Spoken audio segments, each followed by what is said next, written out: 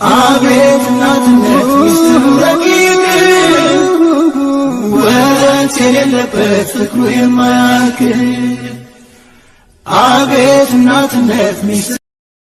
አሰላሙ አለይኩም ወራህመቱላሂ ወበረካቱ። ውድና የተከበራችሁ ውድ ቤተሰቦች እንዴት ናቸው? ሁሉ ሰላም ከኔ ጋር አልሐምዱሊላህ። ውድ ቤተሰቦቼ ምሳሌ ክፍል 73 እና 74 ይዘን መጥተናል። እጅግ በጣም በሚገርም ሁኔታ እንግዲህ የብሩኬ ወንድም መጥቷል። እንዲሁም ሞገሴን በማግኘት እንግዲህ ጥሩ አየር እስኪ እንየው። እስር ቤት ታፍነን ከርመን የሰውም አየሩም ነፋሱም ከባድ ሆኖብኛል፣ እንዴት ነህ ይለዋል። ለፖሊስና መልክት የብሩኬ መጥፋት እጅግ በጣም ጨንቆኛል፣ ጠቦኛል በማለት ሞገሴ እንግዲህ ዝና የሚባለው ሰውዬ ማን እንደሆነ ብትነግረኝ ደስ ይለኛል፣ ለማወቅ ካለኝ ጉጉት እየተነሳ ከብዶኛል። አላውቃቸው ብለህ የምትላቸውና የምታስባቸው ግን ደግሞ ወጣ ክፍል ያገናኘህ በጣም አስጠሊታና አስቀያሚ ሰዎች አሉ። ስለዚህም ይሄንን ይመስላል ማለት ነው። ዝና ማለት ሲለው ከብሩኬ ጋር ግንኙነታቸው ምን ይሆን ሲለው እሱ ጋር እንኳን ግንኙነታቸው በማለት ውስጥ ያለ እንግዲህ ድንገት ሳያስበው ፊት ለፊቱ ሲመለከት ዝናና የመሰለኝና ሞገሴ ደንግጧል። ምን ነው ደነገጥክ ሲለው ዝና ማለት እሱ ነው ሲከታተለን ማለት ነው ሲለው እንግዲህ ይህን ያክል ፍርሃቱና ጭንቀቱ ምንድን ነው? እንዳትፈራ የሰው ልጅ ነህ እንጂ ትናንት ሆ ተረጋጋ ብሎ እንግዲህ አስተያየቱና በጣም በሚገርም ሁኔታ እንግዲህ የብሩኬ ወንድም ከመምጣቱ ተረጋጋ ሲለው እንግዲህ እንዳትጠጋኝ በማይመለከትህ አትግባ ሲለው ዝም ትላለህ፣ ዝም በለ በህግ እንጂ መጠየቅ በምንም አይነት ልጠይቅ አይገባም፣ ስርዓት ይኑርህ ሲለው ታውቀኛለህ ከየት አወቅከው ወይስ እየተከታተልከኝ በማለት እንግዲህ ዝና አለንበት መተህ ችግር መፍጠር ያማረህ አንተ ነህ፣ ስለዚህ ምን እንዳሰብክ ታውቃለህ ሲለው እንግዲህ ታውቀኛለህ ወይ ሲለው ካወቅክም አላወቅክም የብሩክ ወንድም መሆኔን እወቅ፣ መድብል ነኝ ሲለው ልክ እንደሱ ጀግና ነኝ እንዴ ሲለው ብዙ አይነት ጀግንነት አለ ንገሬ ከምን አንጻር በማለት እንግዲህ ዝና እሱ ብቻ ተጎሪ አንተን ተክቶ እንጂ ሄደው ሲለው እንግዲህ ረጋ ትላለህ ረጋ በል በማለት እንግዲህ ጀግንነት አታገኛትም፣ ማነህ ምንስ ነህ እባክህ ራስን ተወን ከጀርባ ያለውን ማቆም ሲለው እገላለሁ ሲል እንግዲህ ልትረጋጋ ያዋጣሃል፣ በህግ ጠይቀው እንጂ ምን አይነት ነው በግድ አለበለዛ ፈነክትሃለሁ ሲለው እንግዲህ ዝና ይሄን ጀግንነቱን ሞገሴ ላይ ብቻ የነበረው ጀግንነት እዚህ ጋር ግን መሆን አልቻለም። አስባችሁታል? በጀግናም ላይ ጀግና አለበት አይደለም? ምሳሌ እንግዲህ ቅድስቴን በጣም በሚገርም ሁኔታ ብሩኬ ምን ነው ሽማግሌ ላክ ስላልኩት ወይስ ምን ነው ተግደርድሩ በየሱ ነገር አንዳንድ ላይ ጀግና አንዳንድ ላይ ፈሪ ምንድን ነው በማለት እንግዲህ ቅድስትዬ በዚህ መካከል እያለች እንግዲህ ቤተሰብ ጠይቁ ስለተባልን እንግዲህ ሴት ሆና የማትወልድ ግን ማናት በማለት ጥያቄ አቅርባ እንግዲህ በሚገርም ሁኔታ ቅድስቴ ምርጫ ስለሌላት እትዬ ዘነቡ አላለችም።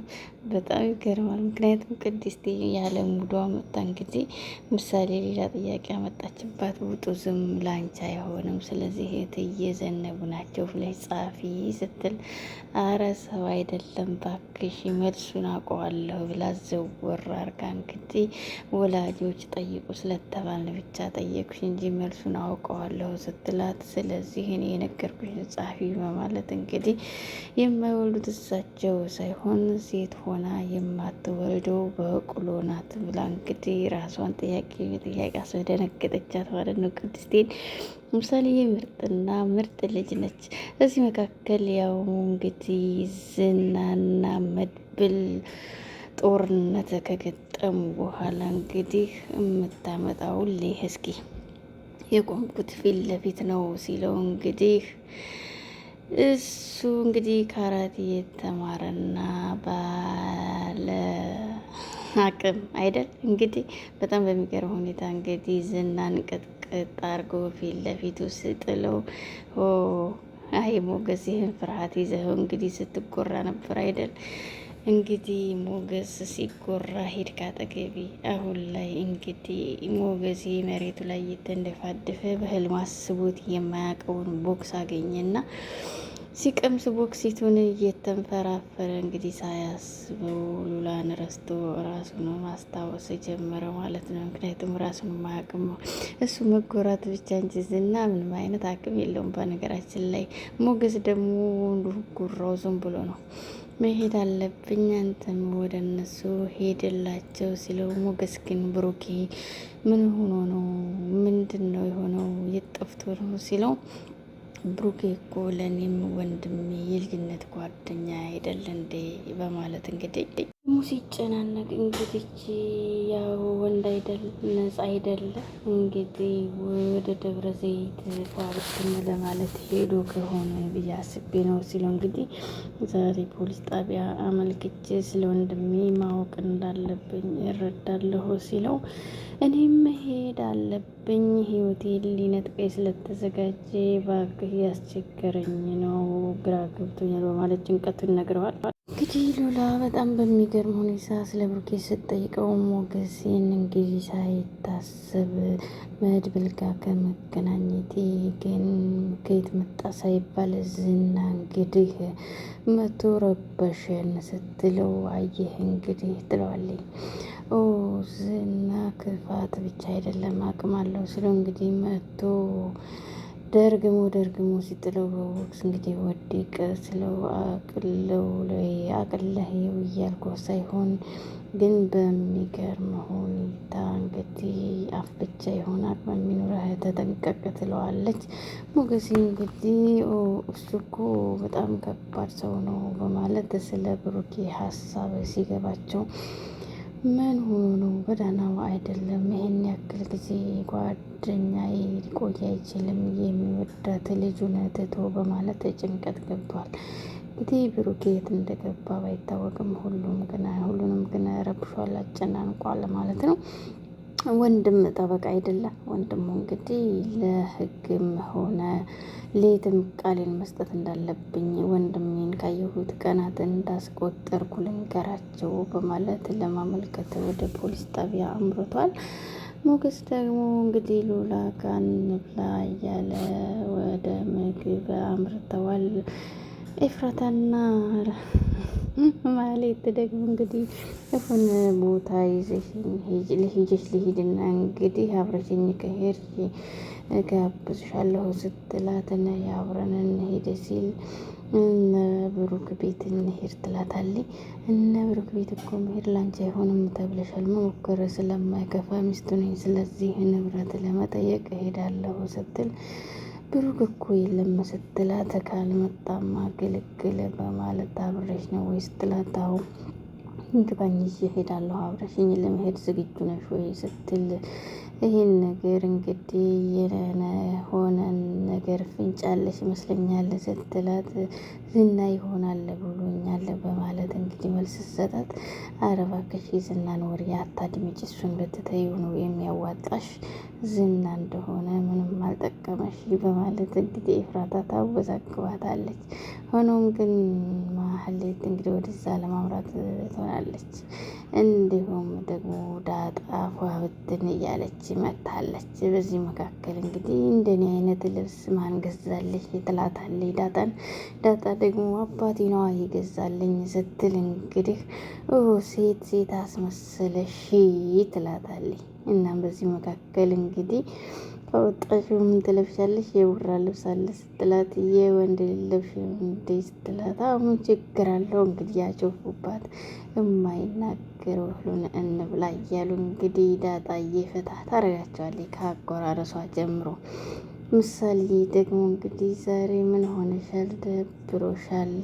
ቤተሰቦች ጋር ልትወስጂኝ ነበረ ደግሞ እኮ ተውሽው ለምንድን ነው ስትላት አፉበኝ ባክሽ ትላታለች። አረ ወስድሻለሁ ትንሿ ምን ችግር አለው አብሽሪ። አረ አንቺን ዘና ለማድረግማ ችግር የለም አስታውቅሻለሁ ምን የመሳሰሉ እህቶች እንዳሉኝ ትላለች። በዚህ መካከል እንግዲህ ከአቀማመጧ ጀምሮ ቅይር ስትል ቡራ መጣ ማለት በድንጋጤ ሲሄዱ ግን የሚገርመው ቡራ ሳትሆን ሙጅሪሟ እንግዲህ ማህሌት ተብዬዋ ነበረች እና ምንድነው ስትላት አንቺ ምን ያንጨረጭርሻል? ቤተሰብ ተገኝቶ የለም እንዴ? ወፍ ስራሽ እንዳልሆንኩና ቤተሰብ ያለኝ እንደሆንኩኝ አወቅሽ አይደል? መጣችሁ እንዴ ተደራጅታችሁ በማለት እንግዲህ ዳጣ አሁንም መልእክቷን ታስቀምጣለች። በዚህ መካከል ብሩክ ሲመጣ ይህንን ወረቀት ስጭው በጣም በብስጭት ለብሩክ ነው ለመድብል ስትላት አይመለከተኝም ትላለች። እንግዲህ መድብል ከሰማማ ልንገርሽ ብዘር ተወረሰ ስለዚህ እንግዲህ ይግባኝ ጠይቄያለሁ ስትል የሚገባሽ ሳይሆን የሚያገባሽም የለም ላንቺ በደረቅ አትድረቂ አንቺ አድርቅ ከዚህ ግድም ባናይሽ ብጠፊ ይሻልሻል ስትላት አልተሸጠም ነበር ነው እንዴ ያልሽው? ኦኬ ትላታለች። እዚህ መካከል እንግዲህ ማህሌት ጉሯን አሁንም አልተወችም። ልክ እንደ ዝና የነገራትን ነገር አትሰማም። ጋሼ ቤቱን የምር አልሸጠውም እንደ ስትላት ሰራተኛ እኮ ነሽ ሁሉን ነገር የሚነግርሽ እየመሰለሽ ነው እንደ ስትላት ዳጣ እንግዲህ ፍጥጥ ብላ አናትሽን ሳልልሽ ከዚህ እንግዲህም ጥፊ በማለት እንግዲህ ዳጣ ፊቷን ስታይ የለም አሉ ማለት ነው። የሚገርመው ነገር መድብል እዚህ ጋር ለማግኘቱ እናንተን ይገርማል። ቢያገኛቸው ግን አይለቃቸውም ነበር ማለት ነው። ዝም ብሎ ወጣ ሰጣ የሚባለው ነገር ከባድ ነው እና ማለት ነው። ያው እንግዲህ ሞገስና ሉላ ፍቅራቸውን እየጆጁ ነው እና ሞገስን በፈሄ ያደረገው እንግዲህ አጣራለሁ። እንግዲህ ምሳሌን የኔ ቆንጆ ሲላት ያንተ ብቻ ቆንጆ ነኝ ወይ ትለዋለች። ምሳሌ እንግዲህ ትምህርት ቤት አትወስደኝም ወይ ስትለው አንደኛ የማትወጣ ልጅ የትምህርት ቤት መውሰድ አልችልም አንደኛ መውጣት አለብሽ ከትምህርት ቤት እኔ ትምህርት ቤት እንድወስድሽ ከፈለግሽ በማለት መድብል አንደኛ የሚወጣው ልጅ ደግሞ ያፍርበታል። አንደኛ ከወጣው አላለችም ወይ ምሳሌ ማራዳነች ለነሱ አስበሽ ነው ማትወጪው በማለት ይቀልዳል። ስለዚህ ምሳሌ አንደኛ ልትወጣ ተሳስበዋል። ግን በሚገርም ሁኔታ እንግዲህ ውድ ቤተሰቦች ከተመቻችሁ ላይክ፣ ሼር፣ ሰብስክራይብ በማድረግ አበረታቱኝ። ምሳሌ እንግዲህ ጃጎቷ እንደወስዳት በማሰብ አንደኛ ለመውጣት እንትን እያለች ነው። ሰላም አለይኩም ወራህመቱላህ።